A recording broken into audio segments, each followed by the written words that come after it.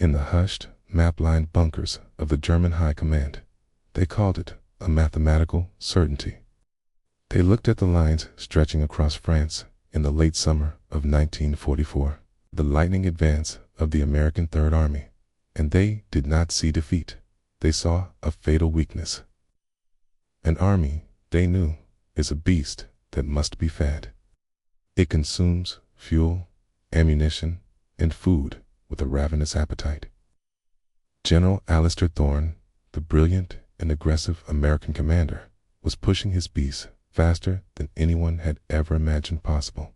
But the German generals, veterans of their own blitzkrieg, smiled grimly. They had seen this before. The beast was outrunning its own lifeline. Soon it would starve. The tanks would sputter to a halt. The guns would fall silent, and the great American charge would collapse under the simple, unbreakable weight of logistical failure. It was not a matter of if, but when. They were certain of it. What they failed to understand was that they were not fighting an army built on old-world doctrines. They were fighting an idea forged in the sprawling factories of Detroit and the boundless optimism of a nation that believed any problem, no matter how immense, could be solved with ingenuity, grit, and overwhelming force. While they waited for the American beast to starve, a new kind of army was being born. One that didn't fight with rifles, but with wrenches and steering wheels. It's an army whose battlefield was a broken network of French roads, and whose anthem was the constant, earth-shaking rumble of the internal combustion engine. This is the story of that rumble, the story of the Red Ball Express. In the aftermath of the Normandy breakout, General Thorne's forces were a spearhead, plunging deep into the heart of occupied France. They were moving so fast, liberating towns and villages at a blistering pace, that their supply chain, tethered to the beaches in the newly captured port of Cherbourg, was stretched to the breaking point. The railroads were destroyed, the ports were in ruins, and every gallon of gasoline, every crate of ammunition, every medical kit had to be trucked hundreds of miles over roads cratered by bombs and littered with the debris of war. The situation was dire. The spearhead was about to become a stranded, vulnerable island in a sea of enemies. The German prediction was on the verge of coming true. In response, the U.S. Army did something radical, something that defied every conventional military textbook. They conceived an operation of impossible scale and audacity. They would create a one-way, non-stop, 24-mile way dedicated solely to supply trucks. They cleared two main routes, forming a massive, circulating loop. One road for the endless convoy heading to the front, the other for the empty trucks returning for more. No civilian traffic, no other military vehicles. It's just a pure, uninterrupted river of steel and rubber flowing east. They called it the Red Ball Express, a name borrowed from the railroads, signifying priority cargo that could not be delayed. This was more than a convoy, It was the throbbing artery of the Allied advance. From August 25th to November 16th, 1944, this artery pumped the lifeblood of war to the front lines. The numbers are staggering, almost difficult to comprehend. At its peak, nearly 6,000 trucks were on the road at any given moment. 23,000 men, the vast majority of them 3 out of every 4 African American soldiers, became the heart of this colossal machine. Many had been relegated to service roles, deemed unfit for combat by the segregated army of the time. Now, the fate of the entire European campaign rested squarely on their shoulders. Step into the dust-caked boots of one of these drivers for a moment. Imagine you're a young man from Alabama or Ohio, someone who had never been more than 50 miles from home. You were handed the keys to a Towanda half-ton GMC truck, the Deuce and a Half, and told to drive. And drive you did. You drove through the day with the summer sun beating down on your cabin, and you drove through the night, using only narrow cat-eye blackout lights, a constant strain on your vision. The roads were a nightmare, potholed, narrow, and often slick with mud. You drove through clouds of choking red dust, so thick you could barely see the taillights of the truck in front of you. Snipers took potshots from the woods. The occasional Luftwaffe fighter would scream down from the clouds, strafing the convoy. Sleep was a luxury you couldn't afford. You drove for 48, sometimes 72 hours straight, fueled by coffee, sheer willpower, and the knowledge that every crate of shells you delivered was another blow against tyranny. You and your fellow drivers were marked with a red ball painted on your helmets, a symbol of your vital mission. You weren't just truck drivers. You were knights of the road, the lifeblood of a war of liberation. You maintained a relentless pace, 60 miles an hour in a tight convoy, a terrifying speed for a heavy truck on a poor road. There were no stops. If your truck broke down, you pulled over, and a mobile repair crew, like roadside surgeons, would descend upon it, working miracles with scavenged parts.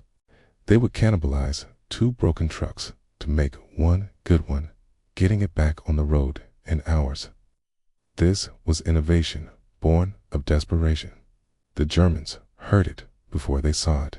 In their foxholes and command posts, they heard a constant, low growl on the horizon, a sound that never, ever stopped. Day and night, the rumble was there, a testament to an industrial power they could not comprehend. It was the sound of 12,500 tons of supplies arriving at the front every single day.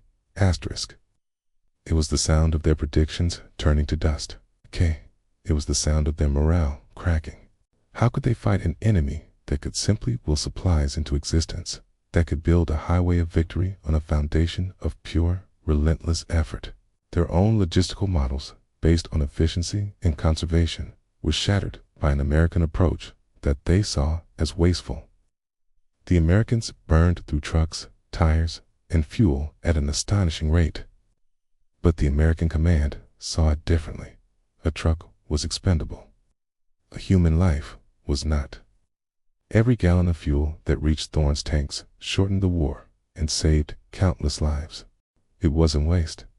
It was the most profound kind of cost-effectiveness, and the Red Ball Express was not alone. It was part of a multi-pronged logistical miracle. Hest, the trucks thundered across France. Engineers were performing another feat, laying a pipeline under the English Channel, codenamed Operation Pluto. This pipeline began pumping fuel directly to the continent, feeding the insatiable thirst of the Allied war machine. Overhead, C-47 transport planes dropped critical supplies to units that had pushed even beyond the reach of the trucks. It was a symphony of logistics, a parallel system of supply that guaranteed the advance would not falter. But the most powerful impact of the Red Ball Express was not measured in tons or gallons. It was measured in the human spirit. The African-American soldiers of the Express were fighting 2 wars. One against the Nazis, and another against the prejudice that existed in their own ranks and back home. They were men fighting for a freedom they themselves had not yet fully been granted. Yet, they performed their duty with a heroism that was undeniable. In the face of Nazi Germany's vile ideology of racial supremacy, here were thousands of black men performing a logistical feat of arms that was fundamentally crippling that same ideology. With every mile driven, with every engine repaired, with every crate unloaded, they were not just supplying an army, they were delivering a powerful, irrefutable argument for equality and justice. Their extraordinary performance was a key factor that led President Truman to desegregate the armed forces a few years after the war. They didn't just win a campaign, they helped change a nation. When the port of Antwerp was finally opened in November, the need for the Red Ball Express subsided. Its epic 83-day run came to an end, but its legacy was just beginning. It had fundamentally changed the nature of warfare. Kidd proved that logistics was not a supporting act, but a strategic weapon in its own right.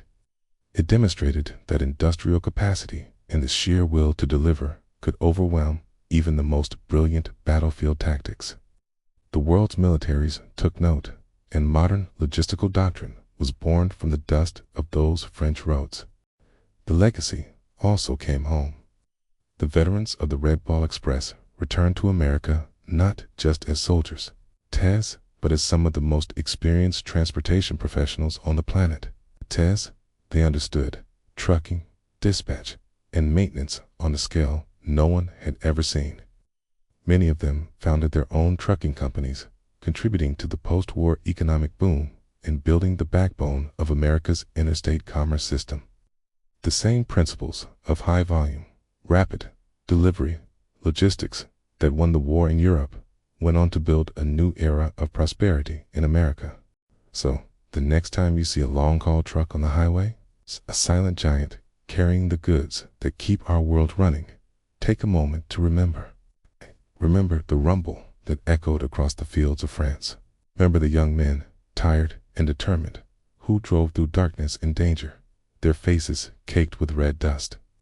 They were the unsung heroes who proved that sometimes the most powerful weapon in a war is not a tank or a plane, but the simple, unyielding determination to keep moving forward.